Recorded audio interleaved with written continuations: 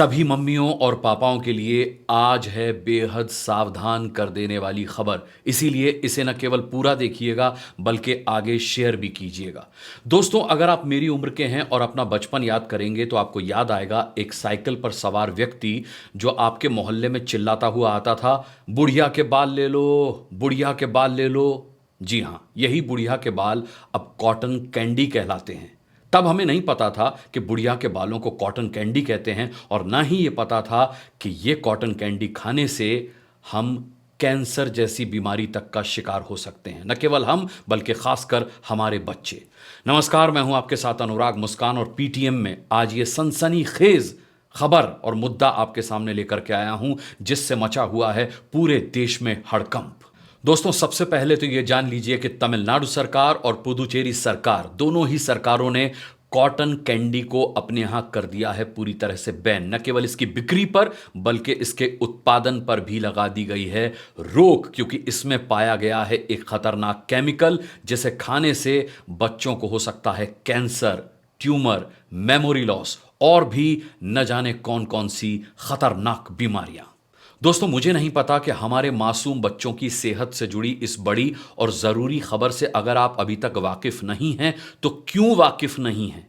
क्योंकि तमिलनाडु और पुदुचेरी में कॉटन कैंडी में खतरनाक जानलेवा केमिकल मिलने की खबर के बाद तमाम राज्य की सरकारों में हड़कंप मच गया है। दिल्ली में इसे लेकर के बहुत बड़े स्तर पर जांच भी सरकार ने शुरू करवा दी है। ये केमिकल आखिर इस्तेमाल कहां होता है जिसका कॉटन कैंडी में इस्तेमाल किया जा रहा है? कॉटन कैंडी के अलावा कौन कौन सी ऐसी खाने पीने की चीजें हैं जिसमें इसका इस्तेमाल किया जा रहा है और ये कितना खतरनाक है? सब कुछ बताऊंगा आपको, बस आप ध्यान से ये वीडियो देखते रहिए। दोस्तों, ये सच है कि अपने बच्चों की जिद के आगे माँ बाप हार जाते हैं, लेकिन अगर वो किसी महंगी चीज की जिद कर रहे हैं तो माँ बाप मान मनौवल करके या डांट डपट करके अपने बच्चों को समझा भी लेते हैं। लेकिन अगर वो किसी सस्ती चीज की जिद कर रहे हैं तो माँ बाप सोचते हैं कि चलो क्या फर्क पड़ता है, दिला देते हैं बेचारे को, इतनी महंगी भी नहीं है।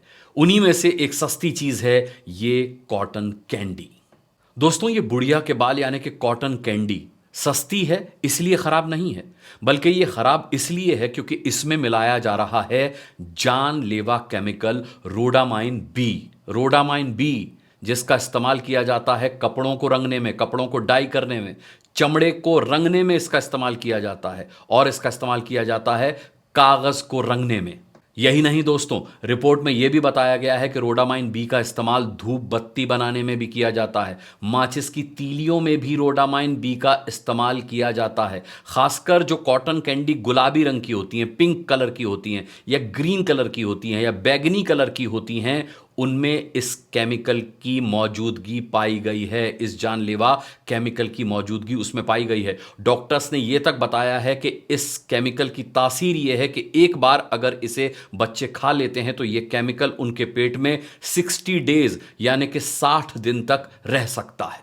और इसीलिए डॉक्टर्स का मानना है दोस्तों कि यह आंतों में 60 दिन तक चिपका रहता है। इस वजह से आंतों में हो जाते हैं अल्सर जो बाद में कैंसर का रूप ले लेते हैं। यही नहीं, ये आंतों के अलावा किडनी और हमारे बच्चों के लीवर पर भी हमला करता है, उस पर भी ये अपना बुरा असर छोड़ता है, उस पर भी ये जमा हो सकता है।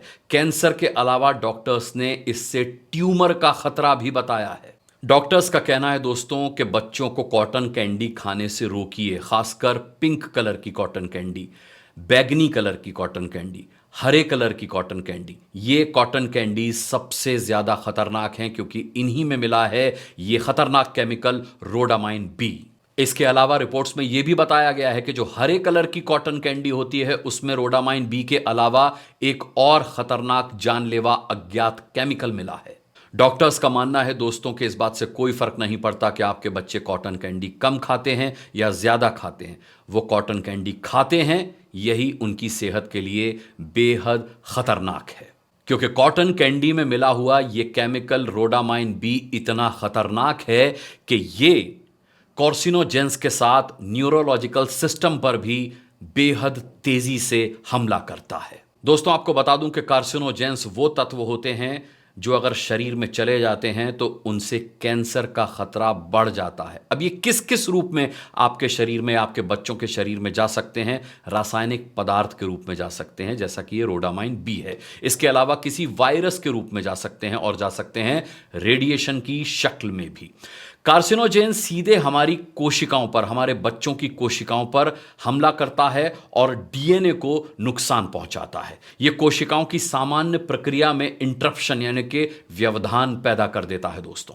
इसके अलावा यह न्यूरोलॉजिकल डिसऑर्डर भी पैदा करता है और न्यूरोलॉजिकल डिसऑर्डर में आपके बच्चे की याददाश्त पर इसका बहुत बुरा प्रभाव पड़ता है। बच्चों के दिमाग कमजोर होने तक की बात डॉक्टर्स ने अपनी रिपोर्ट में कही है। देखिए, अगर रोडामाइन बी नाम का केमिकल आपके बच्चों के पेट में चला गया है तो क्या सिम्टम्स उभरेंगे, मैं आपको बता देता हूं।